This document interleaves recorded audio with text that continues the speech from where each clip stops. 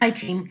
We're going to go over the basics of financial statements and why they're important to our organization, why they're important to Vertex Transporting Limited. And we're just going to go over how to interpret them as well. So, why do we have financial statements? Financial statements are made so that management can make informed intellectual decisions to aid in the successes or failures of its operations. Various parts of financial statements can have different significance to each of the following parties, whether it's shareholders, bankers, lenders, investors, or creditors. For instance, an investor of a publicly traded company would spend less time than that of a banker considering a loan application. Financial statements are also important for investors. They require these so that they can understand the investment potential. Financial statements are typically drawn up quarterly, biannually, or yearly on a fiscal basis. Banks require these to decide if they should lend money. They also explain the description of the business. This is vital to persons wanting to acquire or purchase shares within Vertex Transportation so that they understand the business's core operations. Current and prospective shareholders are interested in this share price. Therefore, they would look closely at the future level of risk and return, which directly affects share price.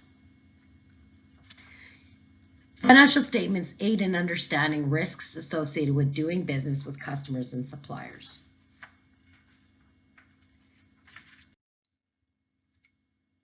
There are three components of a financial statement. First is a balance sheet, an income statement, or a cash flow statement. Balance sheets basically show a snapshot of the financial well-being of our organization on a specific date. So basically, it shows what is owed and what is owned. An income statement depicts how much money Vertex Transportation makes or uses over a specific time frame. And the cash flow statement is the difference between cashes received and cashes dispersed by Vertex.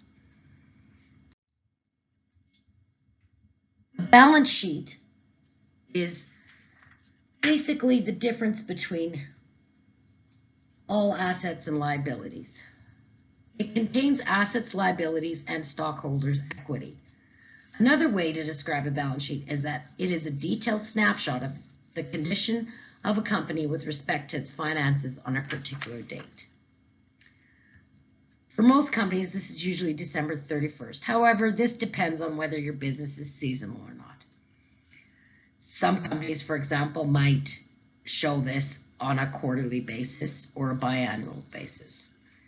This is described as the dollar amount of possessions or assets and the amount of obligations or liabilities with relation to the net worth or stockholders owning equity. So if you look at the table demonstrated in the slide down there below, it explains the current versus the non-current for assets and liabilities. Current assets are cash, marketable securities, accounts receivable, or inventory. Non-current assets are fixed assets, so that would be your buildings, your equipment, etc. Current liabilities are accounts payable, bank loans, notes payable, and non-current liabilities are mortgages, bonds, or deferred credits. An income statement contains revenues and expenses. It presents the income sources and expenses to establish the net income. It basically can sometimes be referred to as a profit and loss statement. It shows how much money a company makes or loses over a specific time period. These are usually prepared within a year's duration and can have these divided into quarterly segments, biannual segments, or whichever. Income statements, together with balance sheets, need to be accounted for simultaneously to effectively understand the company's finances. An income statement has various parts to it. It'll typically depict the revenue, which is assets like cash or accounts receivable, And basically, the revenue is the sales of the products or services. It'll also show the cost of goods sold, the gross profit, the operating expenses, which is essentially the selling expenses and general and administration costs. It can also show other income or expenses. A cash flow statement is the difference between cash received and cash given or distributed by a firm. In other words, the money coming into the business and the money going out of the business over a specific time. This is very important for financial accounting due to the accrual method of accounting. In other words, revenue is recorded when it's earned and expenses are recorded when spent. Basically, if you want to look at it, it's kind of in real time. There are three sections of a cash flow statement. The first is the operating, which are items on the income statement. These are the changes made using accounts receivable, money owed to the company, accounts payable, which is money company owes to suppliers, and inventory, anything that a company could sell for profit. Secondly, there is investing. This shows the sale and purchase of long-term assets where the purchase affects the balance sheet and the sale of these affect both income and the balance sheet. Lastly, there's financing, which depicts the cash of long-term liability items such as bank loans and equity, which is stocks and dividends. There are 5 different types of financial ratios. These are liquidity, activity, debt, and profitability and market. The risk-based financial ratios are liquidity, activity, and debt. The return-based is profitability. Market is both risk and return. Liquidity ratio can be described as the ability for an organization to free up cash to fulfill short-term obligations such as cash, working capital. Basically, it can be denoted as a current ratio, which is your current assets divided by your current liabilities. The quick asset test ratio can be derived using your current assets minus your inventory divided by your current liabilities. Next, your activity ratio is basically a measure how quickly our company can convert sales into cash. So inventory turnover is denoted by the cost of goods sold over the total inventory. Average collection period is defined as the accounts receivable over average sales per day. Average payment period is accounts payable over average purchases per day. And then the total assets turnover is sales over total assets.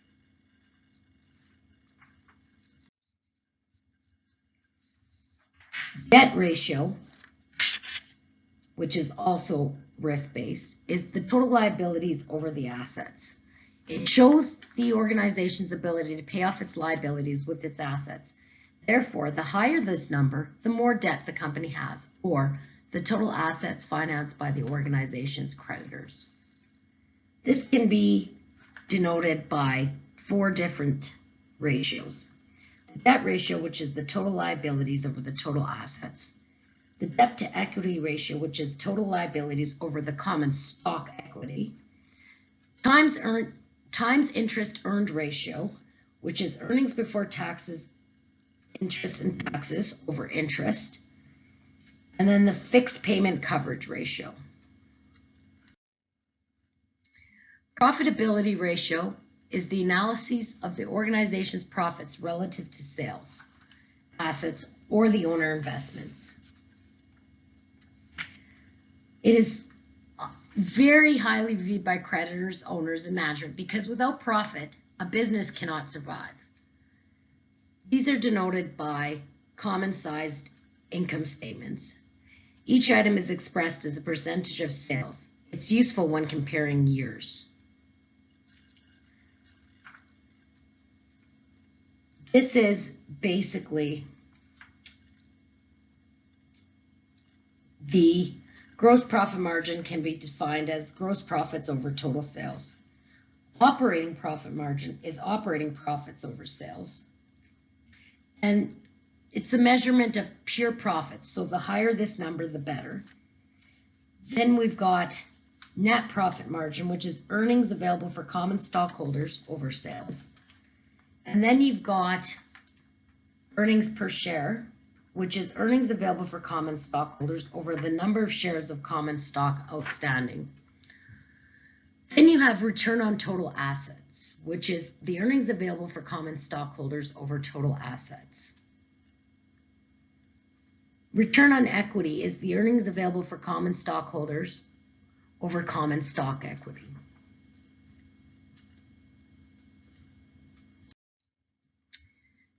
Next, we're going to look at market ratios. Remember, market ratios are a measure of both risk and return. They basically show the organization's market value with respect to its share pricing to accounting values. In essence, you would have the PE ratio, which is market price per share of the common stock over the earnings per share. Then you would have a market to book ratio, which is the market price per share of common stock over the book value per share of the common stock. This sums up financial statements in a nutshell. If you have any questions, we'll actually I will hand you guys some practice questions and you guys can try to do some answers. And if you guys have any questions, then please ask them now. Thank you very much.